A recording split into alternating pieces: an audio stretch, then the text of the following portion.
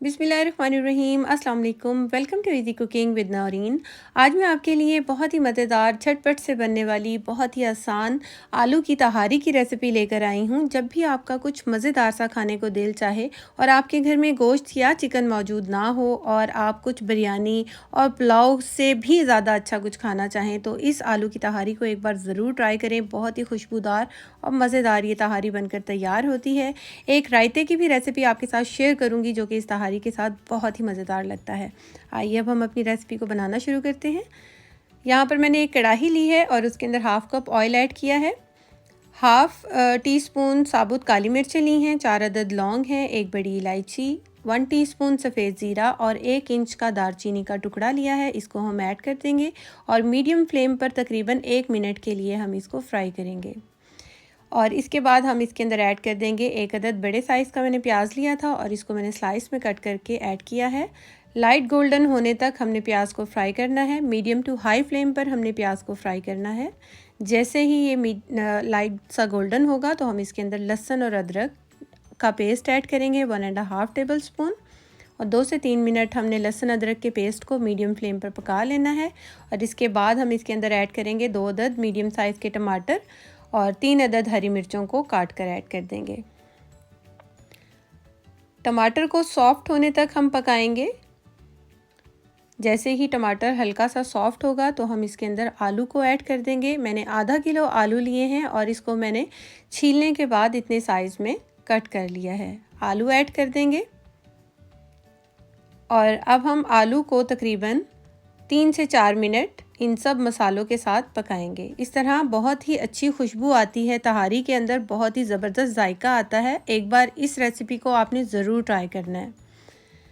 अब हम इसके अंदर मसाले ऐड करेंगे जिसमें 1.5 टीस्पून मैंने नमक लिया है, आप अपने टेस्ट के अकॉर्डिंग लीजिएगा। हाफ़ टी स्पून कुटी हुई लाल मिर्च है, 1 टीस्पून पिसी हुई लाल मिर्च है, 1 टीस्पून कुटा हुआ ज़ीरा है और 1 टीस्पून हल्दी पाउडर है और यहाँ पर 1.5 टीस्पून मैंने धनिया पाउडर लिया है।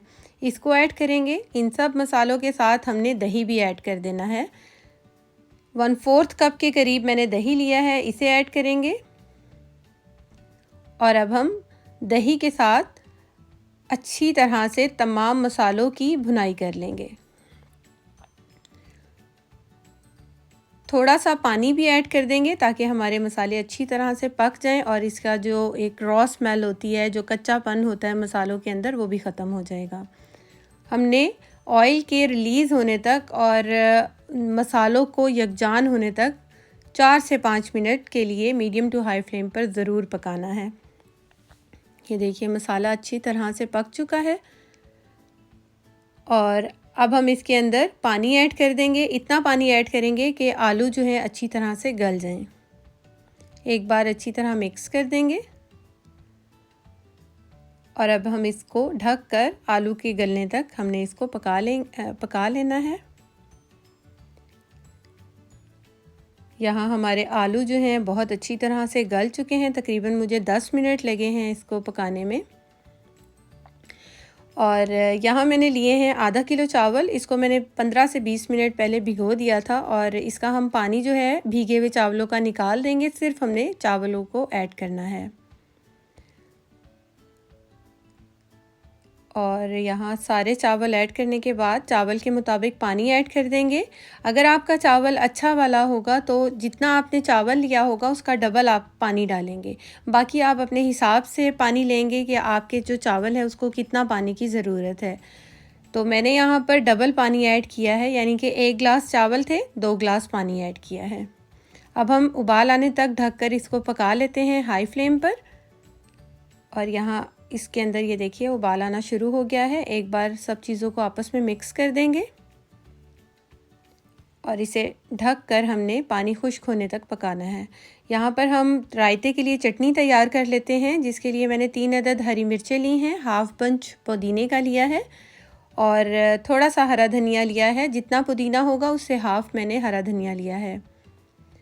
4 जो है लहसुन के जवे ऐड किए हैं, 1 टीस्पून सफ़ेद ज़ीरा और हस्बे ज़ायका नमक ऐड कर देंगे और इसका हम अच्छा सा पेस्ट बना लेंगे, चटनी बना लेंगे, पीस लेंगे हम इसको ब्लेंडर जग में। और यहाँ पर चावलों का पानी अच्छे से खुश्क हो गया है और एक बार इसको इस तरह से मिक्स कर देंगे ताकि सारे मसाले आपस में मिल जाएं। और इसको हमने दम पर रखना है। तो थोड़ा सा हरा धनिया, 1-2 हरी मिर्चों को काट कर, 2-3 स्लाइस टमाटर के और थोड़ा सा मैंने सफ़ेद ज़ीरा भी पिसा हुआ इसके ऊपर जो है स्प्रिंकल किया है। इसको ढककर हम हाई फ्लेम पर 5 मिनट के लिए और बिल्कुल लो फ्लेम पर 15 मिनट के लिए हमने इसको रखना है ताकि हमारे जो चावल हैं खिले खिले बनकर तैयार हों। दम पर रख देंगे और यहाँ पर हम रायता तैयार करते हैं। उसके लिए मैंने यहाँ लिया है 250 ग्राम दही, एक छोटे साइज़ की मूली ली थी और उसको मैंने ग्रेट कर लिया था, इसको ऐड करेंगे। 1 अदद टमाटर को बारीक काट कर ऐड कर देंगे। 1 अदद छोटे साइज़ का प्याज लिया था और इसको भी मैंने बारीक काट के ऐड किया है। और थोड़ी सी इसके अंदर चटनी ऐड कर देंगे। जितना दही होगा उसके मुताबिक आपने चटनी ऐड करनी है। मैंने इसके अंदर 3 टीस्पून जो हैं चटनी के ऐड किए हैं। हाफ़ टी स्पून कुटी हुई काली मिर्च का ऐड किया है, जो कि इस बहुत ही अच्छी खुशबू आती है। बड़ा ही ज़बरदस्त रायता बनकर तैयार होता है। ये हमारा रायता भी बनकर तैयार हो गया है। और यहाँ पर जो है चावलों को दम पे रखे हुए भी तकरीबन 15 से 20 मिनट हो चुके थे। हमारे मज़ेदार से खिले खिले ये चावल बनकर तैयार हो गए हैं।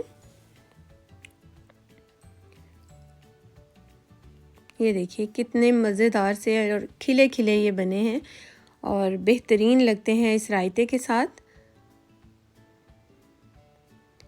होपफुली आपको मेरी ये रेसिपी ज़रूर पसंद आई होगी। रेसिपी अच्छी लगी हो तो मेरे चैनल को लाइक, शेयर और सब्सक्राइब ज़रूर कीजिएगा और मुझे अपना फ़ीडबैक दीजिएगा कि आपको मेरी रेसिपी कैसी लगी। और ये देखिए आलू चावल सब कुछ बहुत ज़बरदस्त लग रहे हैं। Thanks for watching. अल्लाह हाफिज़।